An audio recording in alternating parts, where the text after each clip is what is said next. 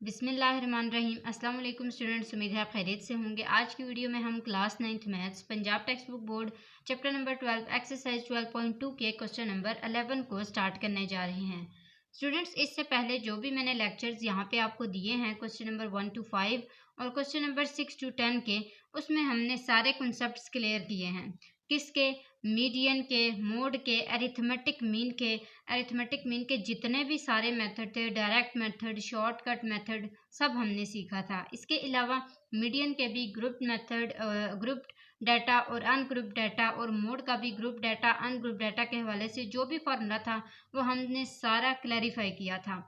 आज हम जो एक और नई चीज़ सीखेंगे वो होगा अरिथमेटिक मीन को फाइंड करना कोडिंग मेथड के हवाले से। ठीक है, हमने कोडिंग मेथड से अरिथमेटिक मीन को फाइंड करना है, वो मैं आपको एक दफ़ा बताऊंगी किस तरह करना है। इसके अलावा यहाँ पे वही मीन और जो मोड और मीडियन है वो वही है। ग्रुप डाटा के किस तरह हमने फाइंड किए थे वही फार्मूलाज यूज़ करने हैं। आइए सबसे पहले क्वेश्चन नंबर 11 को समझ लेते हैं बुक से, देन हम क्वेश्चन नंबर 11 को सॉल्व करने की कोशिश करेंगे। अच्छा जी, स्टेटमेंट में हमारे पास क्या है कि on a prize distribution day, prize distribute करने का दिन है। कोई उनका इवेंट हुआ है, कोई फंक्शन हुआ है, कोई कंपटीशन हुआ है और फिर उसके बाद अब उनको प्राइज डिस्ट्रीब्यूट करने हैं स्टूडेंट्स को। 50 students brought pocket money as under. अच्छा, 50 स्टूडेंट्स को जो है वो मिलती है इतनी पॉकेट मनी जिसका जो सारी यहाँ पे दी गई है। ठीक है, रुपीज़ कितने हैं 5 से लेके 10 तक, और फ्रीक्वेंसी कितने बच्चों को 5 से लेके 10 तक की फ्रीक्वेंसी के अंदर ही 5 से लेकर 10 तक रुपीज़ के अंदर ही सारे पैसे मिलते हैं। वो क्या है? वो 12 बच्चे हैं। ठीक है, इसके अलावा 10 से लेकर जो 15 तक पैसे हैं वो 9 बच्चों को मिलते हैं, और 15 से लेकर 20 तक जो बच्चे हैं जो पैसे हैं वो 18 बच्चों को मिलते हैं। इसी तरह 20 से लेकर 25 तक पैसे 7 बच्चों को मिलते हैं, और 25 से लेकर 30 तक जो पैसे हैं वो 4 स्टूडेंट्स को मिलते हैं। ठीक है, अब ये सारा जो डाटा है इसका आपने क्या फाइंड करना है। सबसे पहला जो इसका पार्ट है यहाँ पे आप देख सकते हैं, पहले पार्ट में है कि find the median and mode of the above data. आपने क्या करना है? मीडियन और मोड। ऑब्वियसली ये जो आपके पास डाटा है ये ग्रुप डाटा है, इसका मतलब है हम मीडियन और मोड इसके ग्रुप्ड फॉर्मूले से फाइंड करेंगे, जो हमारे पास ग्रुप डाटा का फॉर्मूला आता है वो वाला। उसके अलावा हमारे पास है find the arithmetic mean of the data given above using coding method. अभी कोडिंग मेथड क्या चीज़ है, ये एक हमारे पास न्यू कंसेप्ट आया है, ये भी मैं आपको क्लियर करके दिखाऊंगी। मीडियन और मोड को फिलहाल हम फाइंड करते हैं। यहाँ पे मैंने सारे के सारे ये जो बनाए हैं ना, कॉलम बनाए हैं, इसमें सबसे पहले ये जो मेरे पास डाटा अवेलेबल था 5 से लेके 10 तक, उसके बाद फ्रीक्वेंसी जो अवेलेबल थी, मैं सबसे पहले उन दोनों को लिख लेती हूँ। आगे जो भी करना होगा वो मैं आपको साथ साथ बताती जाऊँगी। अच्छा जी, यहाँ पे आप देख सकते हैं मैंने रुपीज़ के नीचे ये CB लिखा है। ये क्या है? ये क्लास बाउंड्रीज हैं। ये क्लास इंटरवल इस वजह से नहीं है क्योंकि इसकी जो फर्स्ट जो क्लास है उसकी जो लोअर लिमिट है वो, और जो सेकंड क्लास की अपर लिमिट है वो बिल्कुल दोनों सेम है, उनमें कोई डिफरेंस नहीं है। इस वजह से इनको क्लास बाउंड्रीज कहा गया, और क्लास बाउंड्रीज की निशानी भी यही होती है। अगर इसको क्लास इंटरवल कहा जाए तो ये गलत होगा, क्योंकि क्लास इंटरवल में हमारे पास जो फर्स्ट क्लास की जो लोअर लिमिट होती है उसके अंदर, और जो सेकंड क्लास की अपर लिमिट होती है उसके अंदर एक नंबर का डिफरेंस होता है। अब आते हैं हम कुमुलेटिव फ्रीक्वेंसी फाइंड करने। हम ऐसा क्यों कर रहे हैं? हम मीडियन के को फाइंड करने जा रहे हैं, तो मीडियन का फॉर्मूला पहले लिख लेते हैं और साथ ही साथ चीज़ों को फाइंड करते जाते हैं जो उसके लिए चाहिए होंगी। इसमें देखें यहाँ पे हमारे पास क्या क्या चीज़ें हैं। ये है लोअर लिमिट, ठीक है, ये हमारे पास एज, साइज हमें ऑलरेडी मिल जाएगा। फ्रीक्वेंसी हम यहाँ पे कौन सी फाइंड करेंगे, कौन सी यहाँ पे लिखेंगे, वो जो हमारे पास मीडियन क्लास होगी। अब मीडियन क्लास कैसे फाइंड करते हैं? सबसे पहले हम वो फाइंड कर लेते हैं, हम क्लास को चूज करेंगे। ठीक है, उसके लिए हमें क्या करना पड़ेगा? n divided by 2। n हमारे पास क्या है? ये जो सारे के सारे नंबर्स हैं इन सबको टोटल करें और देखें आपके पास क्या आंसर आता है। आपके पास आंसर आता है 50। इन सबको आप प्लस करें तो आपके पास आंसर क्या आता है? 50। ठीक है, इन सबको मैंने प्लस किया है, 50 आंसर है। 50 divided by 2 is equal to 25। 2 1 time 2 25 time ही होता है ना। तो यहाँ पे देखें कि हमारे पास जो कुमुलेटिव फ्रीक्वेंसी होगी उसमें से कौन सा ऐसा नंबर होगा जो इसके करीब करीब होगा। ठीक है, याद रहे कि इससे छोटा नहीं होना चाहिए, इससे बड़ा हो सकता है। ठीक है, और इतना भी बड़ा नहीं होना चाहिए कि आप उससे बड़े नंबर को चूज कर लें जो इससे करीब करीब आता हो, उससे भी बड़ा हो। ठीक है, ये बात आपने अभी जब कुमुलेटिव फ्रीक्वेंसी मैं आपको समझा रही होंगी तब आपने इसको गौर से देखना है, गौर से समझना है।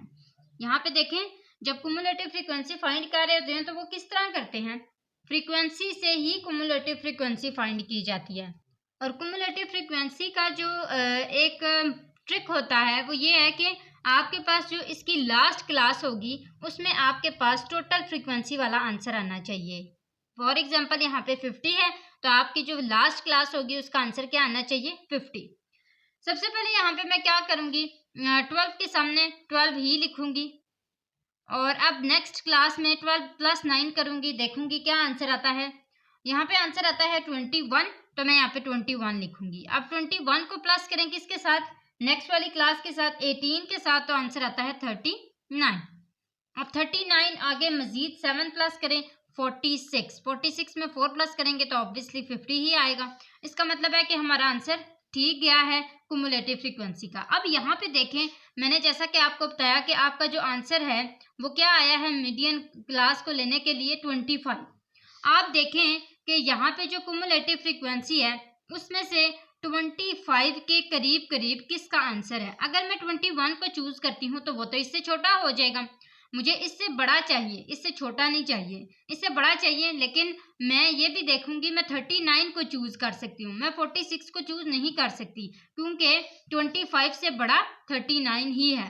ठीक है, ये आपने याद रखना है। ये हमारी जो 39 वाली क्लास होगी ना, ये होगी मीडियन क्लास। इसको हम क्या कहेंगे, मीडियन क्लास। मैं यहाँ पे लिख भी लेती हूँ ये कि हमारी क्या है, मीडियन क्लास, MC। ठीक है, ये हमारी मीडियन क्लास है, इसी से हमने सारी चूजिंग करनी है। सबसे पहले हमारे पास आने हैं लोअर लिमिट ने, ठीक है, L ने। अब यहाँ पे देखें, ये जो हमने मीडियन क्लास ली है इसमें से जो लोअर लिमिट थी ये वाली, ये क्या है, 15 है ना। इस क्लास में देखें, क्लास बाउंड्रीज में, अगर ये क्लास बाउंड्रीज ना बनी होती तो फिर मुझे बनानी पड़ती, लेकिन ये ऑलरेडी ही हमारे पास क्लास बाउंड्रीज हैं तो मुझे बनाने की जरूरत नहीं है, मैं यहाँ से ही इसको ले लूंगी। ये है 15, यहाँ पे हमारे पास क्या आ जाएगा, मैं इधर डाटा सारा लिख लेती हूँ पहले, L = 15। उसके बाद है एज, एज किसको कहते हैं, साइज को। आप देखें 5 से 10, 10 से 15, 15 से 20, सब में कितना साइज जा रहा है, 5। इसका मतलब है कि एज हमारे पास क्या आ जाएगा, 5। उसके बाद है फ्रीक्वेंसी। आप देखें कि ये जो हमने मीडियन क्लास ली है इसकी जो फ्रीक्वेंसी है, ये फ्रीक्वेंसीज है ना, इसमें से जो फ्रीक्वेंसी है वो कौन सी है, 18। तो हम यहाँ पे इसको लिख लेंगे F = 18। नेक्स्ट आते हैं हमारे पास N है, N आपको मैंने पहले ही बता दिया था वो कितना है, 50। N = 50। उसके बाद 2 है -C। अच्छा, यहाँ पे देखें, ये है हमारे पास कुमुलेटिव फ्रीक्वेंसी। याद रहे आपने कुमुलेटिव फ्रीक्वेंसी जो मीडियन क्लास होती है उसकी नहीं लेनी होती, बल्कि उससे जो लोअर क्लास होती है उसकी लेनी होती है। ये आपको मैं पहले पॉइंट समझा चुकी हुई हूँ कि आपने मीडियन क्लास की फ्रीक्वेंसी को नहीं लेना, उससे छोटी वाली फ्रीक्वेंसी को लेना, और वो क्या है, 21। इसका मतलब है कि हमारे पास C क्या आ जाएगा, 21। अब सिंपल सारा डाटा हमारे पास आ चुका है, हम इस सारे को यहाँ पे पुट करते हैं। यहाँ पे आ जाएगा 15 + 5 डिवाइडेड बाय फ्रीक्वेंसी कितनी है, 18, और N हमारे पास 50 है, डिवाइडेड बाय 2 -C हमारे पास कितना है, 21। 2 1 टाइम 2 25 टाइम आ जाएगा, ऐसे ही है। तो यहाँ पे हमारे पास आ जाएगा 15 + 5 डिवाइडेड बाय 18 और 25 - 21। अब इसको मजीद सॉल्व करते हैं। 25 - 21 किसके इक्वल हो जाएगा, 4 के। तो हम यहाँ पे क्या लिख लेंगे, जस्ट 4। ठीक है, 4, और यहाँ पे आ जाएगा 5 डिवाइडेड बाय 18 + 15 = 2। अब यहाँ पे देखें 5 4 टाइम क्या हो जाएगा, 20, तो ये 20 डिवाइडेड बाय 18 आ जाएगा, और +15 जो है ना वो एज इट इज आ जाएगा। अब 20 डिवाइडेड बाय 18 जो है उसका देखते हैं हमारे पास आंसर क्या आता है। यहाँ पे हमारे पास आंसर आया है जी 1.11। ठीक है, तो इसका मतलब है कि 15 + 1.11 करेंगे और फाइनल इसका आंसर देखेंगे, हमारे पास आंसर आया है 16.11। 15 + 1 = 16, पॉइंट आगे 11 है तो वो एज इट इज आ गया। ये आ गया है जी हमारे पास इसका मीडियन फाइनल। इसके बाद हम क्या करेंगे, हम मोड को फाइंड करेंगे और मोड को फाइंड करने के लिए सबसे पहले उसका फॉर्मूला लिखेंगे और फिर डाटा की तरफ आएंगे। मोड को फाइंड करना बहुत सिंपल होता है। आपने इसमें क्या करना होता है, सिंपल लोअर लिमिट। इसके लिए देखें सबसे पहले आपको मॉडल क्लास लेनी पड़ती है और मॉडल क्लास के लिए ग्रेटेस्ट फ्रीक्वेंसी जो भी होती है वो आपके पास मॉडल क्लास होती है। अब यहाँ पे देखें जो हमने मीडियन क्लास चूज की थी उसी को हम मॉडल क्लास भी कहेंगे। क्यों? क्योंकि यहाँ पे हमारे पास 18 ही सबसे ज़्यादा फ्रीक्वेंसी है। तो ये हमारे पास मॉडल क्लास भी आ गई। इसी क्लास में से हमने क्या करना है, एल चूज करना है, यानी कि इसकी जो लोअर लिमिट है वो कितनी है, 15 है। एज इट इज यहाँ पे भी 15 आ जाएगी। मैं यहाँ पे लिखती जाती हूँ साथ साथ। एल इज इक्वल है हमारे पास 15 के। अच्छा जी, यहाँ पे है हमारे पास F M minus F one. मैंने आपको पहले भी बोला था कि जो मॉडल क्लास की फ्रीक्वेंसी होगी वो एफ एम होगा और उससे जो छोटी यानी कि उससे जो पीछे वाली फ्रीक्वेंसी होगी वो आपके पास एफ वन और उसके बाद वाली जो फ्रीक्वेंसी होगी वो आपके पास एफ टू होगी। तो इसका मतलब है कि यहाँ पे जो हमारे पास मॉडल क्लास में फ्रीक्वेंसी है वो है 18, उससे जो लोअर वाली क्लास है उसकी फ्रीक्वेंसी 9 है, यानी कि ये F1 हो जाएगा और उससे बाद वाली जो फ्रीक्वेंसी है वो 7, इसका मतलब है कि वो F2 हो जाएगी। तो यहाँ पे हम लिखेंगे FM is equal to, FM का मतलब होता है मैक्सिमम, तो ये हमारे पास 18 ही मैक्सिमम फ्रीक्वेंसी है। इसके अलावा F1 इज इक्वल था 9 के और F2 इज इक्वल था 7 के। इतनी हमारे पास फ्रीक्वेंसीज आ गई। आगे हमारे पास क्या है जी, एच है साइज।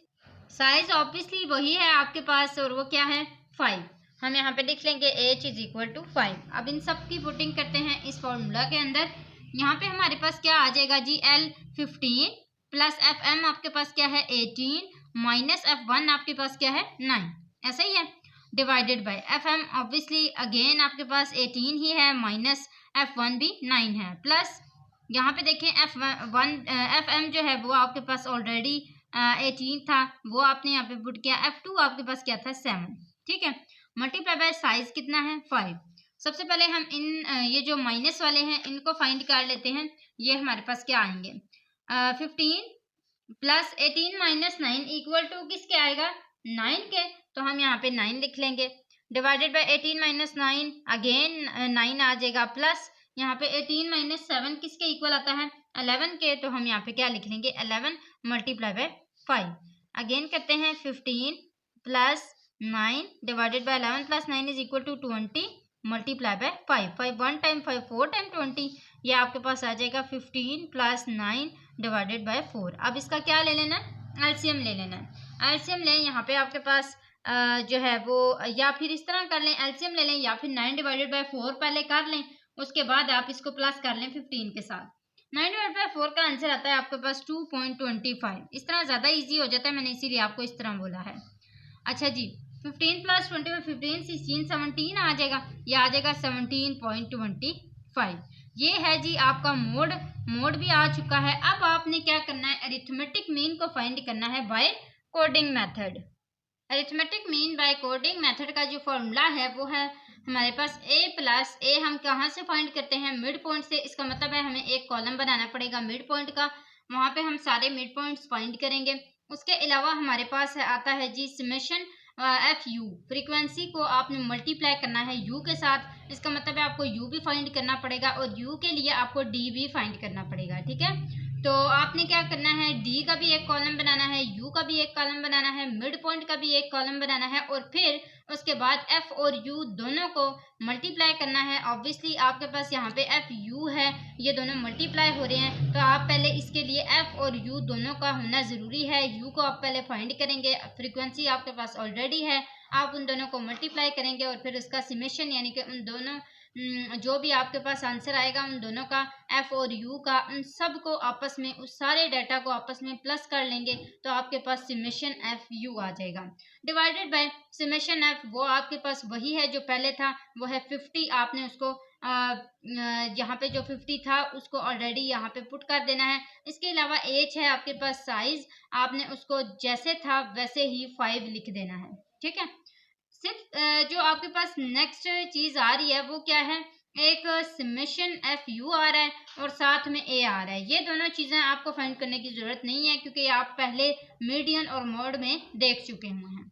अच्छा जी, यहाँ पे देखिए मैंने आपको सबसे पहले बताया मिड पॉइंट का कॉलम बनाना है। तो मिड पॉइंट के कॉलम के लिए हमें क्या करना पड़ेगा, हमें क्लास बाउंड्रीज, ये देखें यहाँ पे क्लास बाउंड्रीज है ना, इन दोनों को आपस में प्लस करना पड़ेगा और फिर डिवाइड करना पड़ेगा किससे, 2 से। ऐसे ही होता है ना, 2 से डिवाइड करते हैं। 5 + 10 डिवाइडेड बाय 2, देखें क्या आंसर आता है आपके पास।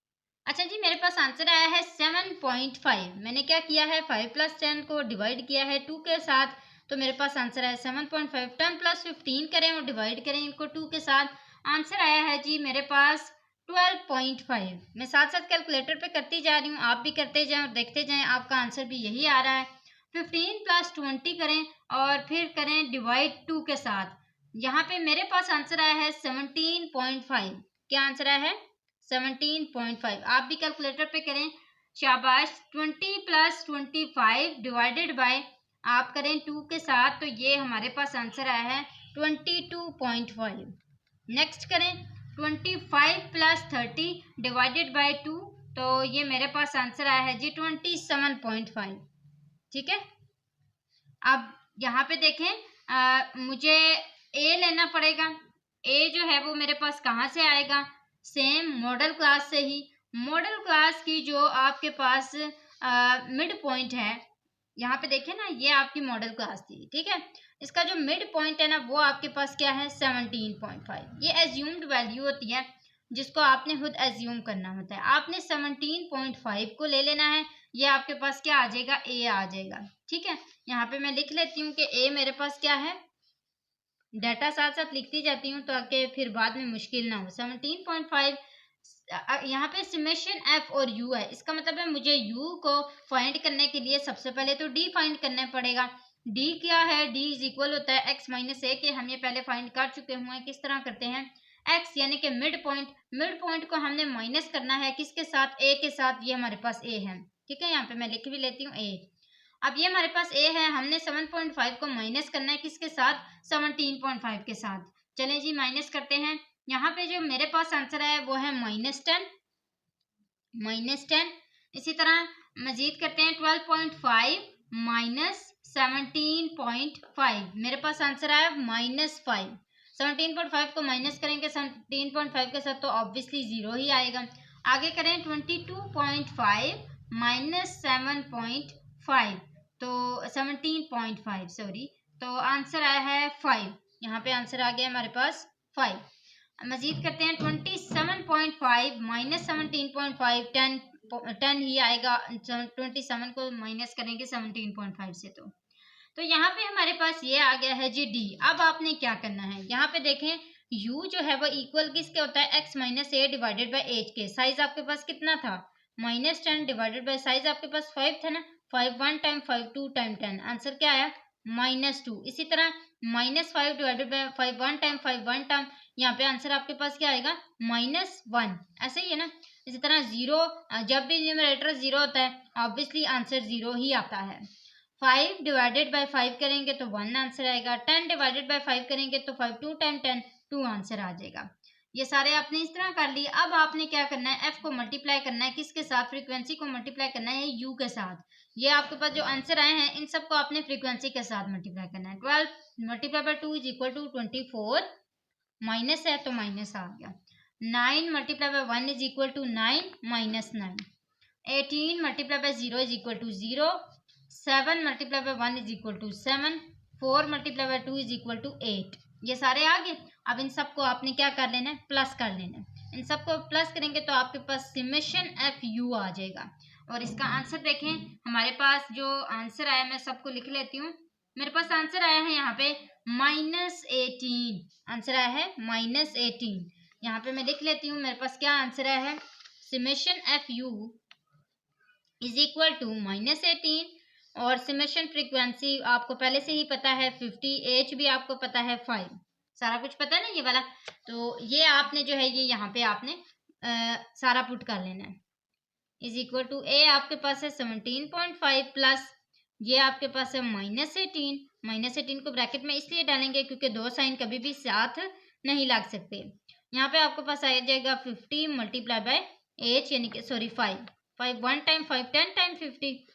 आगे करते हैं 17.5 आगे plus minus -18 divided by 10 two 5 time 10 two 9 time 18।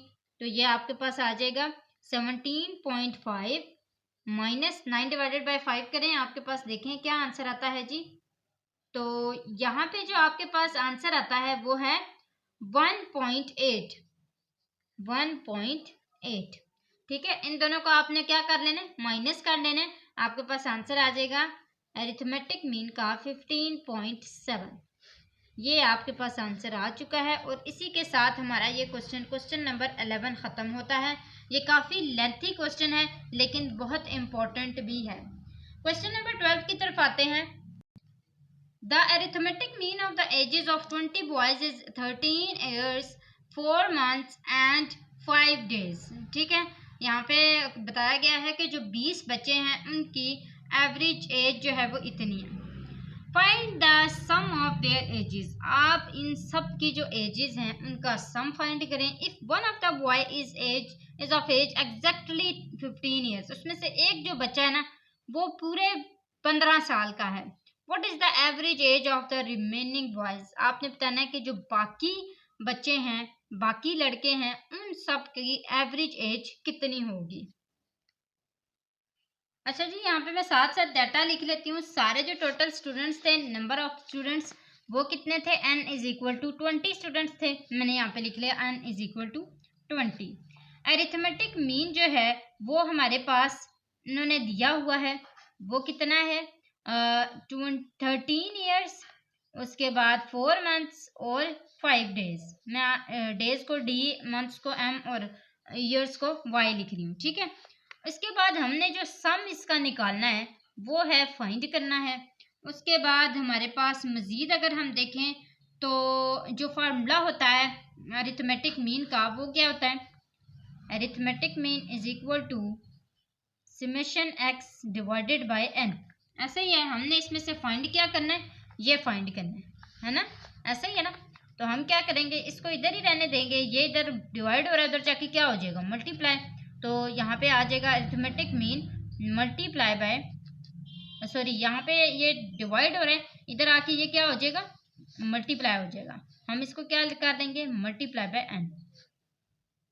अब आगे आते हैं, आगे हमारे पास इसमें से क्या आ जाएगा, इस सम ऑफ n को फाइंड करने के लिए हम क्या करेंगे, n को मल्टीप्लाई करेंगे किसके साथ, अरिथमेटिक मीन के साथ। n हमारे पास क्या है 20 है, 20 को हम मल्टीप्लाई करेंगे 13 ईयर्स 4 मंथ्स 5 डेज के साथ। ऐसा ही है ना, ये हमारे पास ये अरिथमेटिक मीन था, हमने सारे को यहाँ पे लिख लिया।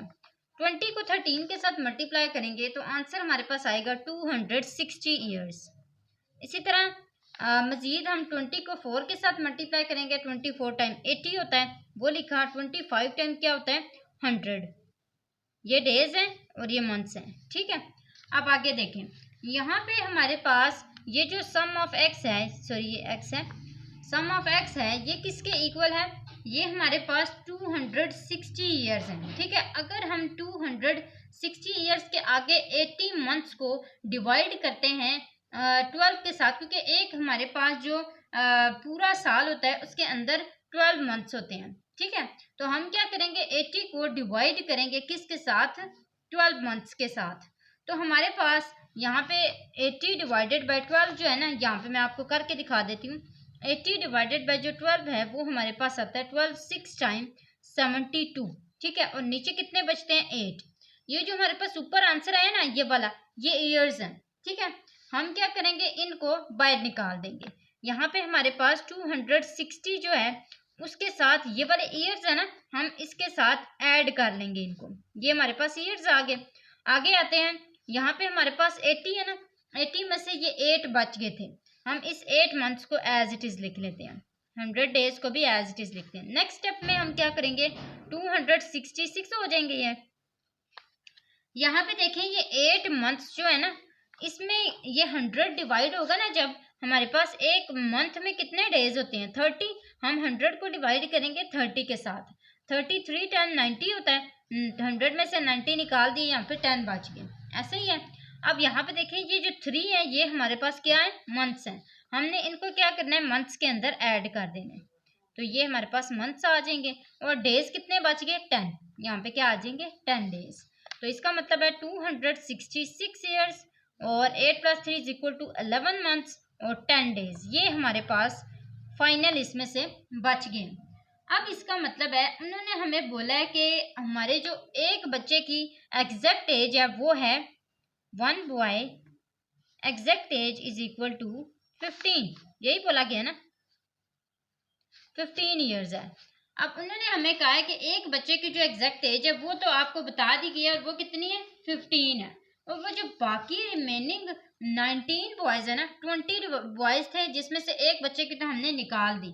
जो बाकी 19 बॉयज हैं, ये वाली सेकंड देखें, if one of the age is what is the average age of the remaining boys. हमने यहाँ पे क्या करना है, सम ऑफ द या फिर average of the average age of the 19 boys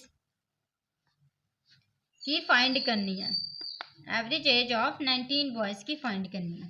अब हम क्या करेंगे, वो जो हमारे पास आंसर आया है उसमें उन सब को हम ऐड करेंगे ना, सम करेंगे। सम ऑफ, आगे सेम यही remaining, sum of remaining 19 boys. ठीक है, रिमेनिंग जो 19 बॉयज हैं वो हम इसमें से सम करेंगे। तो वो जो हमारे पास आंसर आया है वो है 266। 266 आया ना, 266 में से 15 जो है वो ख़त्म हो गया। क्यों, क्योंकि 15 ईयर्स जो है वो एक बच्चे की उम्र है। हम क्या करेंगे, हम 266 में से 15 को माइनस कर देंगे। ये आपने रफ वर्क में कर लेना। इसको करें तो ये आपके पास आ जाएगा 250 और 6 में से 5 1, 251 आपके पास जो है ना ये ईयर्स बच जाएंगे। इसमें से वो 15 यानी कि एक बच्चा तो खत्म हो गया, एक बच्चा निकाल दिया। ये 19 बॉयज हमने यहाँ पे छोड़ दिया। अब यहाँ पे देखें 251 ईयर्स ये बच्चे थे, 11 मंथ थे और 10 डेज थे। ये आपके पास जो है ना फाइनल इसके आ चुके हैं। अब आपने क्या करना है, मंथ्स को भी ईयर में कन्वर्ट करने के लिए 11 को डिवाइड करना है किसके साथ, 12 के साथ। इसी तरह 10 को भी आपने ईयर्स में कन्वर्ट करने के लिए डिवाइड करना है 12 के साथ। सबको आपने ईयर्स में डिवाइड करना है। तो यहाँ पे हमारे पास इसको कन्वर्ट करने के लिए 251 ईयर्स प्लस 11 को डिवाइड करें 12 के साथ, देखें क्या आंसर आता है। हमारे पास आंसर आया है 0.9167। इसी तरह 10 डेज, 10 को भी डिवाइड करें 12 के साथ, आंसर आया है हमारे पास 0.027। ये सारे ईयर्स हैं। ठीक है, इनको डिवाइड करें 19 के साथ, इन सबको आप कैलकुलेट करें, देखें कैलकुलेटर में क्या आंसर आता है। हमारे पास आंसर आया है 13.260। अब इसको हमने फाइनल कन्वर्ट भी करना है, 13.2602 ईयर्स। ठीक है, ये आपके पास आंसर है। अब इस आंसर को आपने फाइनल कन्वर्ट भी करना है। हम यहाँ पे इसको कन्वर्ट करते हैं, मैं आपको सबको लिख के दिखाती हूँ। 13.2602 ईयर्स। अब 13 ईयर्स तो इसमें से निकाल लें। ये जो आगे आए हैं ये हमारे पास क्या है, ये हमारे पास इसके मंथ्स हैं। हम इनको भी फिलहाल तो ये ईयर्स में हैं, हम इनको मंथ और डेज में कन्वर्ट करने जा रहे हैं। ठीक है, और हम इसको जब कन्वर्ट करेंगे तो हम क्या लिखेंगे, प्लस 0 पॉइंट, इसकी जगह 0 आ जाएगा ना, 0.2602 मल्टीप्लाई बाय 12। क्योंकि हम इसको अब मजीद जब हम उसको ईयर्स में कन्वर्ट करते हैं तो हम डिवाइड कर रहे थे, अब हम डेज और मंथ में आ रहे हैं तो हम क्या करेंगे, मल्टीप्लाई करेंगे 12 के साथ। तो 13 प्लस यहाँ पे इन दोनों को हमने मल्टीप्लाई किया तो हमारे पास आंसर आया 3.1224। अब ये मंथ्स में आ गया ना, मल्टीप्लाई किया क्योंकि एक साल में 12 महीने होते हैं, हमने इसलिए 12 से इसको मल्टीप्लाई किया। अब आगे देखें, ये हमारे पास जो 3 है ना ये मंथ्स आ गए, 13 ईयर्स प्लस 3 मंथ्स। अब ये जो आगे आ रहे हैं ये हमारे पास डेज आएंगे। 0.1224 को हम मल्टीप्लाई करेंगे किसके साथ, 30 के साथ। इसको मल्टीप्लाई करें, देखें आपके पास क्या आंसर आता है, 13 years plus 3 months plus 3.67 days. Days में आ रहा है ना ये, तो हम क्या करेंगे 13 ईयर्स प्लस 3 मंथ्स प्लस ये अप्रोक्सीमेटली हमारे पास 4 डेज बनते हैं और ये हमारे पास इसका आंसर फाइनल आ जाएगा। उम्मीद है स्टूडेंट्स आपको क्वेश्चन नंबर 12 भी समझ आ गया होगा। ये क्वेश्चन थोड़े से लेंथी हैं, थोड़े से कॉम्प्लिकेटेड भी हैं, लेकिन आपने इसको अच्छे से सुन लेना है, गौर से समझ लेना है, तो आपको अच्छे से समझ आ जाएंगे। क्वेश्चन नंबर 13 बहुत इजी है। Calculate the arithmetic mean from the following information. आपने अरिथमेटिक मीन को फाइंड करना है। इसके 4 पार्ट्स हैं। सबसे जो पहला पार्ट है वो है if d is equal to x minus 140। अब आपको पता है d का क्या फॉर्मूला होता है, x माइनस a। इसका मतलब है a आपके पास 140 है। सम ऑफ यानी कि जो आपके पास समेशन ऑफ d है वो है आपके पास 500 और n आपको बता दिया गया वो है 10।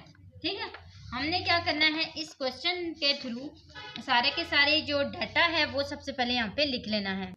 यहाँ पे आप देख सकते हैं स्टूडेंट, सारा डाटा मैंने लिख लिया है।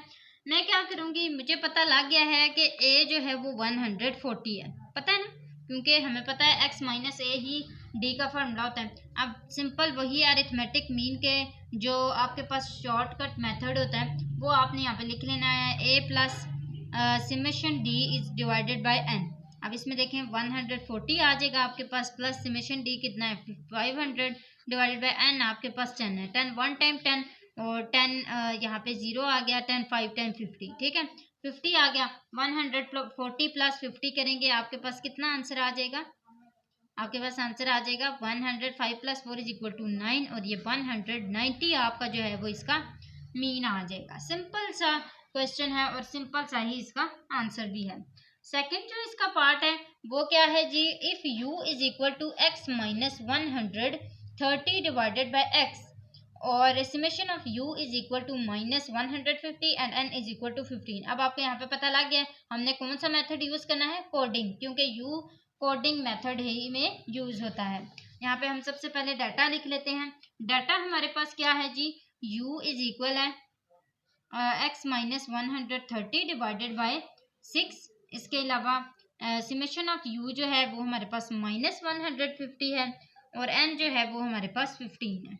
ये सारा का सारा डाटा है। हमें पता है x minus a divided by 6 होता है। a इसका मतलब है कि जो हमारे पास a है वो 130 है और n हमारे पास जो है वो 6 h जो है वो हमारे पास क्या है 6 है और n हमारे पास 15 है। h मेरे पास 6 क्यों है, क्योंकि यहाँ पे आपको पता है x minus A divided by 6 ही जो हमारे पास 6 है वो h इसलिए है क्योंकि x minus A divided by H formula होता है, जिसमें से हमें पता लगा h हमारे पास 6 है और यहाँ पे हमारे पास जो a है वो क्या है 130 है, n ऑब्वियसली 15 है क्योंकि हमें क्वेश्चन में दिया गया था। फार्मूला लिखते हैं जी, जो मैंने आपको कोडिंग मेथड का फार्मूला पहले भी बताया है। Arithmetic mean is equal to a plus summation u divided by n multiply by h। अब देखें h हमारे पास क्या है 6 है, मल्टीप्लाई बाय समेशन u किसके इक्वल है माइनस 150 के, डिवाइड बाय n हमारे पास क्या है 15 है वो लिखा और प्लस a हमारे पास क्या है 130। सबसे पहले आपने क्या करना है, इन दोनों को 3 2s are 6 3 5s are 15, इसी तरह 5 1 टाइम 5 और 5 3 टाइम 15 और ये 0 आ गया। ठीक है, 32s are 60 तो ये हमारे पास आ गया 130 प्लस माइनस माइनस 32 टाइम 60 तो ये हमारे पास आ गया 130 माइनस 60। 130 से 60 निकालेंगे तो आपके पास आंसर आ जाएगा 70। इसका मतलब है कि हमारा जो इसका अरिथमेटिक मीन है वो क्या है 70 आया है। नेक्स्ट जो इसका थर्ड पार्ट है वो है हमारे पास d is equal to x minus 25, यानी कि a हमारे पास 25 है और समेशन एफ डी जो है वो हमारे पास 300 है और समेशन एफ हमारे पास 20 है। सिंपल यहाँ पे जो हमने पहले फार्मूला यूज़ किया था उसमें एफ आ जाएगा। ठीक है, यहाँ पे जो हमने ये वाला फार्मूला यूज़ किया ना इसमें सिर्फ डी की जगह एफ डी आ जाएगा और एन की जगह समेशन एफ आ जाएगा, क्योंकि ये वाला जो हमारे पास फार्मूला है ये अनग्रुप डाटा है और यहाँ पे जो अभी हम लिखने वाले हैं ये हमारे पास ग्रुप डाटा का फार्मूला है।